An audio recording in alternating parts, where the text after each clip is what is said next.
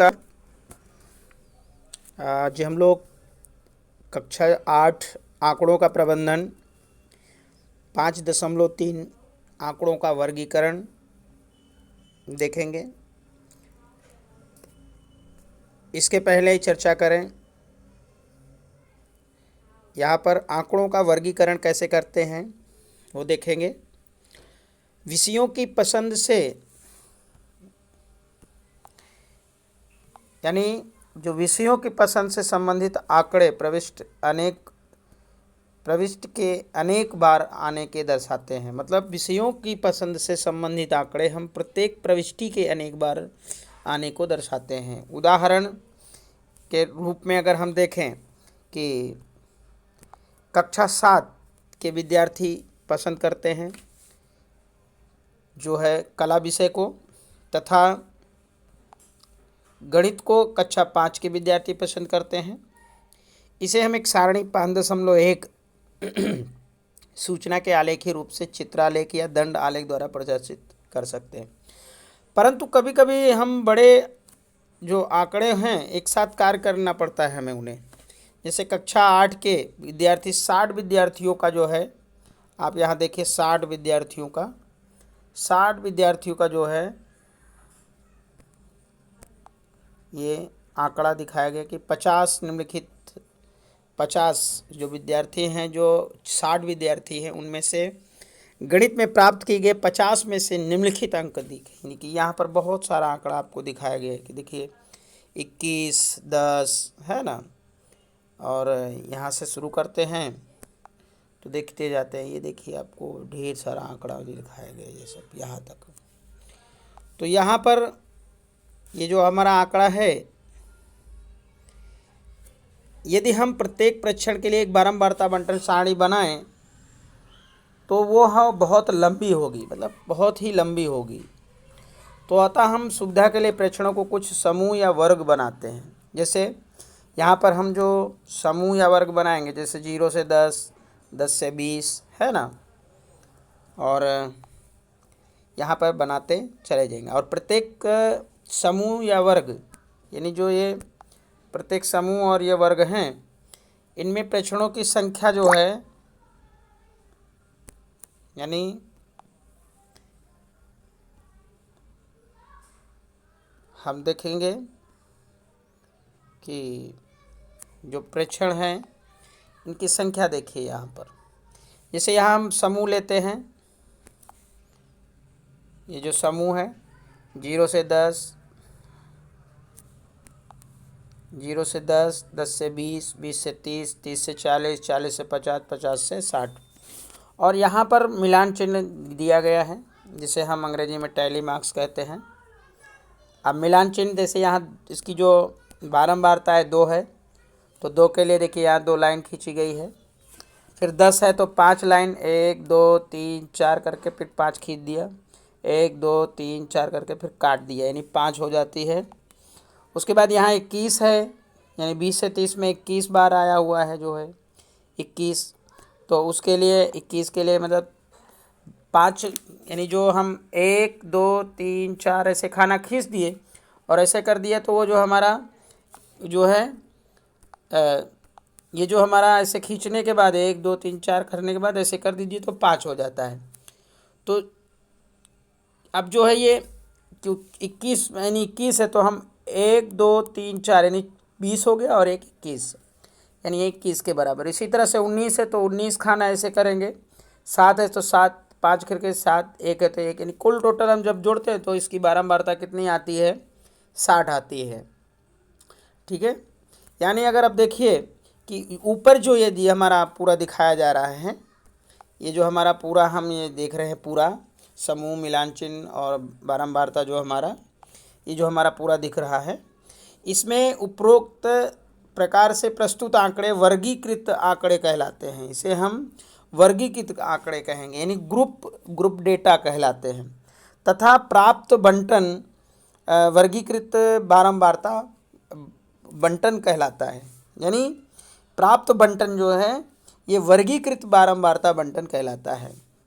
इससे अर्थपूर्ण निष्कर्ष निकालने में सहायता मिलती है। तो आप देखेंगे कि अधिकांश विद्यार्थियों ने 20 से 40 के बीच अंक प्राप्त किया, और उसमें से कुछ भी आठ विद्यार्थियों ने 50 में से 40 अंक प्राप्त किया। अब ये देखेंगे कि ये जो समूह बने हुए हैं, ये आप जो समूह देख रहे हैं कि 0 से 10, 10 से 20, 20 से 30, ये जो है इसमें प्रत्येक एक वर्ग अंतराल है, क्लासिकल इंटरवल जिसे कहते हैं।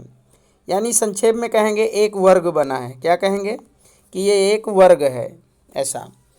और ये जो वर्ग है इसमें जो हम प्रेक्षण लेते हैं उसमें दोनों के बीच में जो है, यानी दोनों के बीच में जैसे 0 से 10 का अंतर होता है, फिर 10 से 20 का अंतर होता है, फिर 20 से जो है 30 का अंतर होता है, मतलब ऐसे लिखते चले जाते हैं।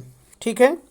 अब जब हम देखेंगे कि इसमें जो ये देखिए आप, ये जो आंकड़े हैं ये वाले, इसमें जो 20 है ना, 20 यहाँ पे 20, और ये जो 30 है, ठीक है, 20 और 30 आप देख रहे हैं ना, 20 और 30, ठीक है। तो इसमें से जो 20 है, ठीक है, उसे हम जो है, ये देखिए आप यहाँ पे देखिए 20, ये आप देखिए इसमें जो 10 है उसको हम निम्न वर्ग सीमा बोलेंगे। निम्न वर्ग सीमा, ठीक।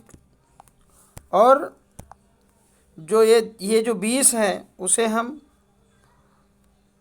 उच्च वर्ग सीमा बोलेंगे। उच्च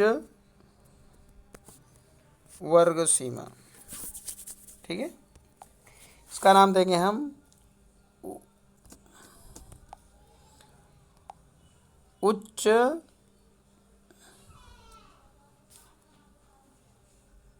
वर्ग सीमा, ठीक। तो आप देख रहे हैं यहाँ पे कि एक वर्ग बना है, इसे 10 से 20, 20 से 30 दोनों की सम्मिलित हैं, और यहाँ से इसमें 10 निम्न वर्ग सीमा है और 20 उच्च वर्ग सीमा है, ठीक है। तो इस तरह से अगर हम देखेंगे, जो हम अपनी सारणी देखें, ठीक है, तो अगर हम सारणी देखें तो हमारा 20 निम्न वर्ग सीमा है और इसके लिए 30 उच्च वर्ग सीमा है, ठीक। इसके लिए हमारा ये जो 30 है निम्न वर्ग सीमा है, ये जो 40 है हमारा उच्च वर्ग सीमा है। इस वर्ग के लिए ये 40 निम्न वर्ग सीमा है और ये 50 उच्च वर्ग सीमा है। उसी तरह से ये 50 निम्न वर्ग सीमा है और 60 उच्च वर्ग सीमा है। तो किसी भी वर्ग अंतराल के बीच में उच्च वर्ग सीमा बिंदु पूछे और निम्न वर्ग सीमा बोले तो हम ऐसा लिख सकते हैं, ठीक है, उच्च वर्ग सीमा और निम्न वर्ग सीमा। अब ध्यान दीजिए कि वर्ग अंतरालों, यानी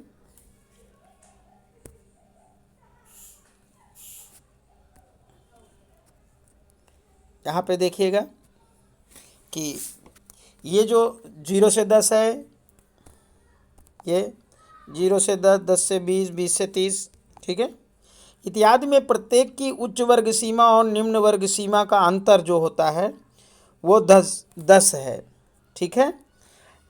इसीलिए ऊपरी या उच्च वर्ग सीमा और निम्न वर्ग सीमा का ये जो अंतर है इसे हम वर्ग अंतराल की चौड़ाई क्या कहेंगे, वर्ग अंतराल की चौड़ाई, या जो है हम इसे माप कह सकते हैं, ठीक है। तो ये था हमारा, यानी आंकड़ों का प्रबंधन में वर्गीकृत बारंबारता बंटन, ठीक है। यहाँ पर सवाल है, प्रयास कीजिए। निम्नलिखित बंटन सारणी के अध्ययन कीजिए और उसके नीचे उत्तर को लिखिए। यहाँ पर वर्ग अंतराल दिया गया है 100 से 125, 100 से 125, 125 से 150, 150 से 175, 175 से 200, 200 से 225, 225 से 250, 250 से 275, 275 से 300, 300 से 325। और यहाँ पर फिर बारंबारता दिया गया कि श्रमिकों की संख्या, टोटल श्रमिक की संख्या है 550। अब इसके आधार पर आपको क्वेश्चन का जो आंसर जो है वो देना है। अभी आपको देखिए कि जो वर्ग अंतराल की माप क्या है, किस वर्ग की सबसे अधिक बारंबारता है, किस वर्ग की सबसे कम बारंबारता है, वर्ग अंतराल 250 है 275 की उच्च वर्ग सीमा क्या है, ठीक है, किन दो वर्गों की बारंबारता एक ही है। तो फिर दूसरा है कि दूसरा क्वेश्चन है तो ये आप हल करेंगे। फिर यहाँ पर देखिए अंतरालों में, ठीक है,